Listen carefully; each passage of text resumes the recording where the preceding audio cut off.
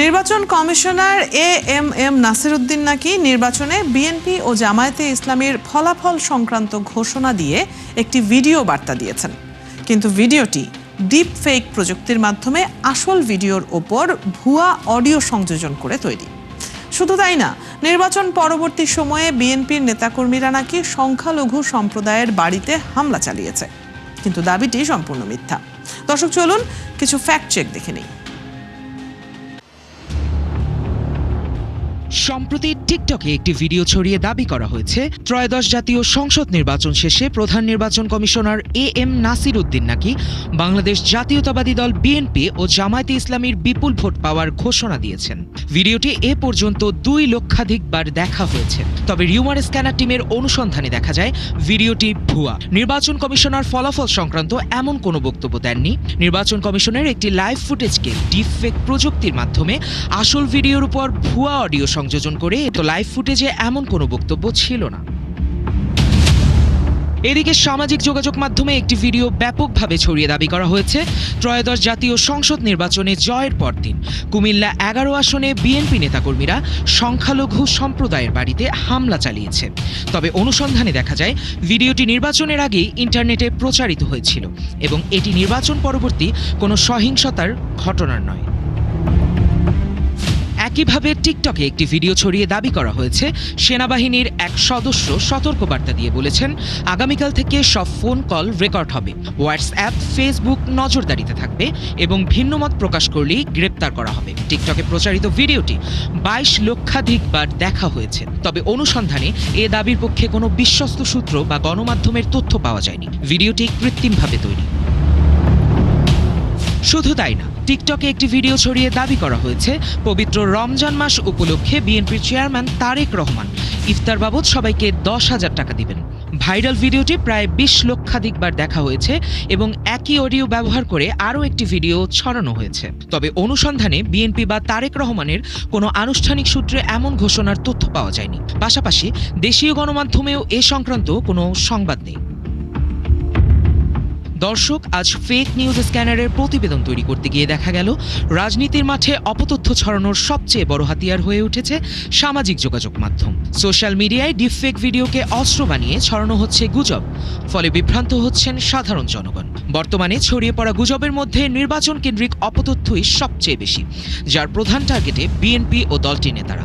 এই বাস্তবতায় সামাজিক যোগাযোগ মাধ্যম নয়, বরং গণমাধ্যমের খবরগুলোতেই আস্থা রাখার পরামর্শ বিশেষজ্ঞদের।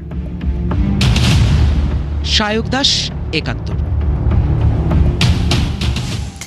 প্রতিবেদন দেখছিলাম, একটা মোটামুটি ধারণা হচ্ছিল যে হয়তো নির্বাচন হয়ে যাওয়ার পর, ভোট গ্রহণের পর নির্বাচন কেন্দ্রিক যে বিভিন্ন অপতথ্য আছে সেগুলোর প্রকোপ কমে আসবে, কিন্তু বাস্তবে তেমনটা দেখা যাচ্ছে না। আমরা কিন্তু এখনও নির্বাচন কেন্দ্রিক নানা ধরনের অপতথ্যের প্রচার দেখতে পাচ্ছি।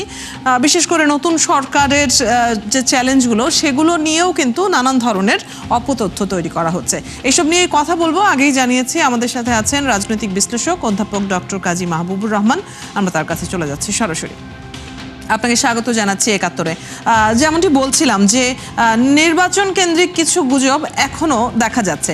আপনার কাছে কি মনে হয় যে ভোট দেয়া তো শেষ হয়ে গেছে, এখন তো আর ভোটারদেরকে বিভ্রান্ত করার কোনো প্রশ্ন নেই, এখন এই ধরনের অপতথ্য কারা ছড়াতে পারে বা এর পেছনে কি ধরনের এজেন্ডা থাকতে পারে?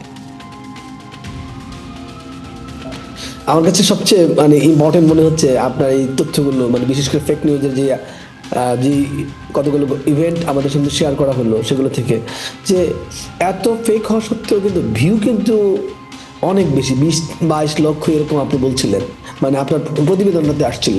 তো এভাবে তো আসলে একটা বড় জনগোষ্ঠী প্রভাবিত হচ্ছে। তো এখন দ্বিতীয় প্রশ্নটা হলো যে আপনি যেই প্রশ্নটা করেছেন যে এখনো কেন নির্বাচন হয়ে গেল, আসলে আমার কাছে মনে হচ্ছে কি ইদানিং আমি আপনাদের অনেকগুলো প্রোগ্রামে ছিলাম এই ফেক নিউজের গত 1 বছর ধরেই।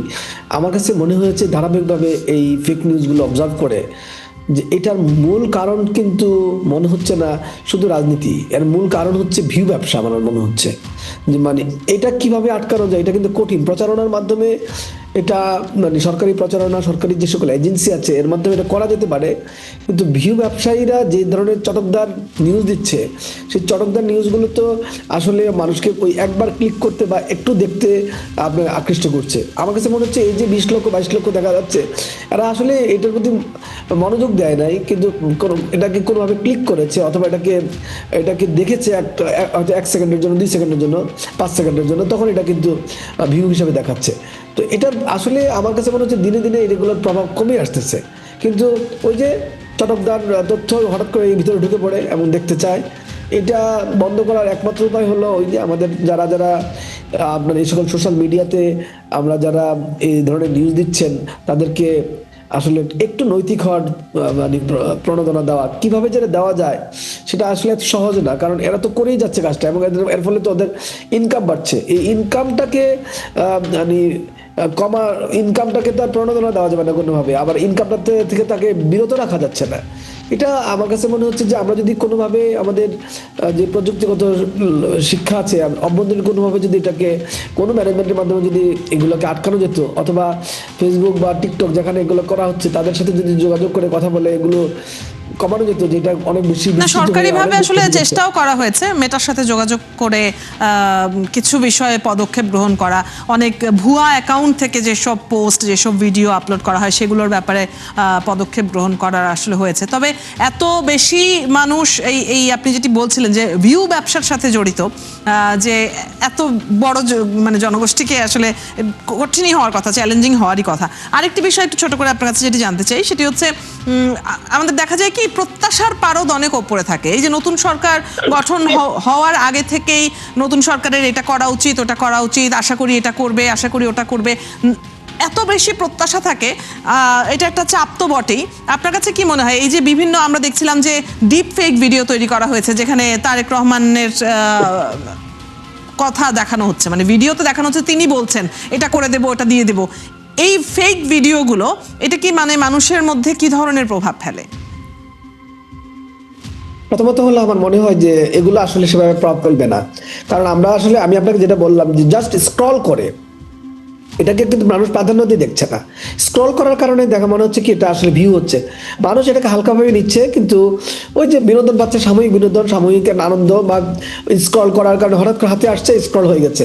এরকম আমরা তো প্রচুর লোক এখন সোশ্যাল মিডিয়াতে, লক্ষ লক্ষ লোক সোশ্যাল মিডিয়াতে, এত বড় জনগোষ্ঠী, আমরা এমনও 17-18 কোটি মানুষ, এর মধ্যে ধরেন 10-15-20 লাখ মানুষ কিন্তু প্রতিদিন ফেসবুকে কোথাও স্ক্রল করা কোনো বিষয় না। কিন্তু ব্যাপারটা হলো আমার কাছে মনে হচ্ছে মেটা এমন কোনো অ্যালগোরিদমিক কারণে এটা ওই যারা স্ক্রল করছে তাদের কাছে এত বেশি রিচ করছে যে তো ওইটা ভিউটা এত বেশি দেখাচ্ছে। কিন্তু আমার কেন জানে মনে হয় মানে ইম্প্যাক্ট এত বেশি না।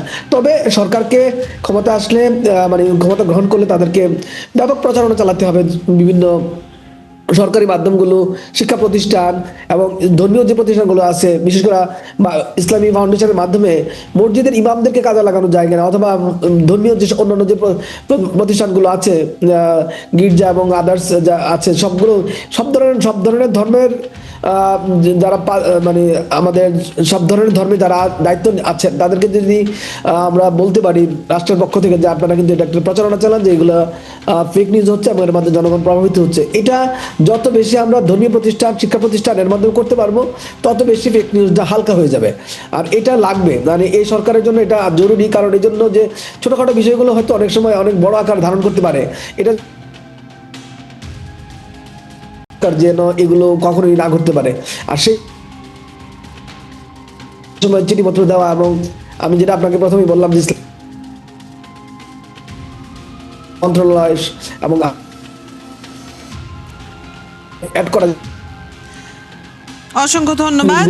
প্রচারণা চালানো। জি, অসংখ্য ধন্যবাদ। আপনার পরামর্শ এবং মন্তব্য আমরা জানছিলাম। দর্শক, আমাদের সাথে এতক্ষণ আলোচনায় ছিলেন রাজনৈতিক বিশ্লেষক এবং ঢাকা বিশ্ববিদ্যালয়ের রাষ্ট্রবিজ্ঞান বিভাগের শিক্ষক অধ্যাপক ডক্টর কাজী মাহবুবুর রহমান। কথা হচ্ছিল তার সাথে। আপনারা আছেন ফ্যাক্ট চেক নিয়ে, ৭১-এর নিয়মিত আয়োজন ফেক নিউজ স্ক্যানারে। প্রতিদিন আমরা রিউমার দূর করতে হাজির হব ঠিক একই সময়ে একইভাবে। আপনারাও যুক্ত হতে পারেন। যে কোনো খবর যদি আপনাকে সংশয়ে ফেলে সেটির একটি স্ক্রিনশট আমাদেরকে মেইল করতে পারেন fns.71tv@gmail.com, অথবা ফেসবুকে যোগাযোগ করুন www.facebook.com/fakenewscanner। আমরা সেই তথ্যের ফ্যাক্ট চেক করে আপনাদের জানাবো। চটকদার শিরোনাম দেখে ক্লিক করবেন না। বিশ্বাস আর প্রতিক্রিয়া জানানোর আগে ফ্যাক্ট চেক করুন।